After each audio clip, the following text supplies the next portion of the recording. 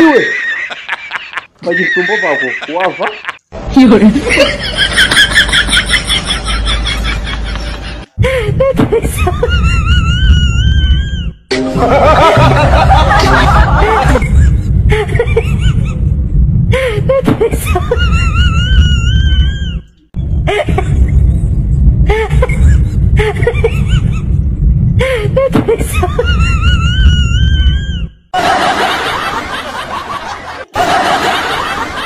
Oops, wait, napakaswerte mo. Magbibigay ako ng 1,000 pesos kada tao na mapipili namin na laging naka-share sa video namin at naka-follow.